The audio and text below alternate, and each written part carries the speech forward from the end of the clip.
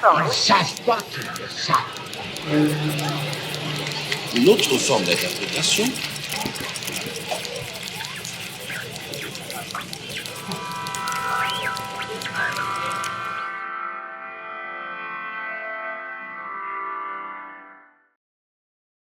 Bom, continuando nosso vídeo sobre metáfora, né, recuperamos o conceito que Pechet dá à noção, dizendo que uma palavra por outra é a definição da metáfora, né, que ele traz de Lacan, e acrescenta, mas é também o ponto em que o ritual se estilhaça no lápis.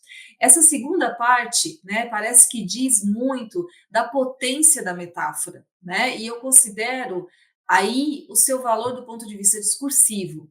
A metáfora como a própria possibilidade de que o sentido possa sempre ser outro, deslizando e significando de diferentes maneiras, desfazendo as regularidades, migrando sentidos de um FD para outra e desfazendo, inclusive, as suas fronteiras, né? Talvez isso encontre Lacan quando ele diz também da metáfora como um processo criador, ou encontre também Althusser, que vê a metáfora como aquilo que abala a rede significante, né? E aí, nesse texto que está neste livro organizado pela professora Eni Orlandi, no texto Metáfora Interdiscurso, também daí um texto mais recente, que foi publicado em 84, se eu não me engano, ainda em alemão, Metáfora Interdiscurso, neste texto, Pechet vai falar desta relação entre os termos colocados em jogo como um curto-circuito, sem que nenhum discurso justificativo subtenda. As explicações sobre essa relação que se estabelece entre uma palavra e outra virão após esse processo, na hora que a metáfora é colocada em jogo. Por isso, daí a justificativa de nós não podermos entender a metáfora tal como uma figura de linguagem que teria um sentido já próprio à palavra, né?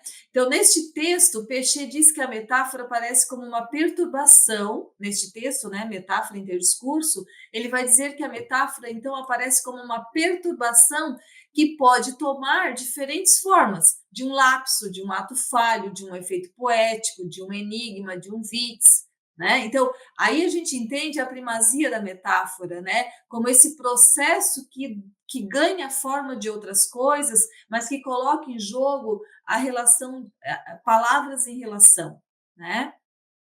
Sem que necessariamente tenhamos ali um sentido de semelhança.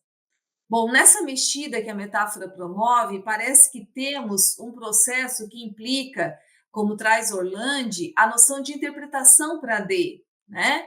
E, claro, sem dúvida, a própria noção de interdiscurso tem um valor primordial aí. Pois os sentidos, eles importam sempre funcionando. Ele, inclusive, vai dizer, nesse texto que eu trago aqui também, Cidade dos Sentidos, ela vai dizer que os sentidos não ficam parados no lugar para que a gente os atinja, né? Nós precisamos sempre entendê-los em situação, em funcionamento, né? Com este caminho que a noção da metáfora vai tomando, já foi possível compreender, então, que a metáfora não está restrita à poesia, à literatura, né? A metáfora, como diz o próprio Pechet, né? Ela não é a poesia e o humor, como diz Pechet, não é o domingo do pensamento, né? Mariani também tem uma passagem de 2004 que diz que o poético não está fora da linguagem. Ou seja, com tudo isso que eu falei até aqui, a gente já entende que a metáfora diz respeito ao funcionamento da própria linguagem e não está restrita à poesia. Interessante pensar que isso nos leva ao próprio Saussure, considerando que Gadet e Pechet, nesta obra, né, A Língua Inatingível, eles vão dizer que o que o Saussure descobriu, estudou, né, nos anagramas, não dizia respeito apenas aos versos da poesia grega e latina, mas sim tinha a ver com o próprio funcionamento da linguagem. No meu livro, As Metáforas de Lula, eu passo por Saussure no curso de Linguística Geral, e lá nós vamos encontrar eco para esta volta de Gadet e Pechet, em que ele diz algo assim, que a língua é incapaz de se defender dos fatores que deslocam a relação entre significado e significante, marcando ainda uma outra aproximação, e isso marca ainda uma outra aproximação, que também eu trago no meu livro, que é uma passagem dos escritos de linguística geral, em que o Saussure dirá que não há diferença entre o sentido próprio e o sentido figurado, e que eliminar as figuras de linguagem seria pressupor que certas expressões corresponderiam à realidade de maneira infalível. Né? Então, eu volto a associar muito por essa dica, né? Por essa entrada que Gadei e Pechet fazem nesse livro, falando dos anagramas e do papel dos anagramas, né? Na obra de Saussure. E, claro, eles vão fazer uma relação também com a noção de valor do próprio curso de Linguística Geral. Bom, e vejamos então como isso encontra, de alguma maneira, a metáfora do ponto de vista discursivo, na tentativa, claro, fazendo as devidas ressalvas, né, na tentativa de usar uma palavra por outra, porque o significante nunca se cola exatamente na coisa, né? É aí que se produz, porque ele não se cola, é que se produz o deslizamento, uma substituição que produz o que o Pechet chamou de efeito metafórico. Só que daí não estamos falando necessariamente de um transporte de um sentido facilmente localizável, né, de uma palavra para outra. Muito, muito menos falando de sentidos aproximados por semelhança. Nós lembramos a expressão desequalizante de Pechet e Fuchs, né? Ou a de Curtini, né? Que vê na metáfora, então, que ajuda a pensar que na metáfora nós temos uma relação na não relação. Tá? E eu acho que nada como uma passagem deste livro aqui da professora Eni Orlandi, A Cidade dos Sentidos, um livro que eu gosto muito, uma passagem em que ela discute, num capítulo chamado Metáforas das Letras, Escrita e Grafismo, em que ela mostra esse processo metafórico a partir do caso da pichação e do grafite nos muros e prédios da cidade.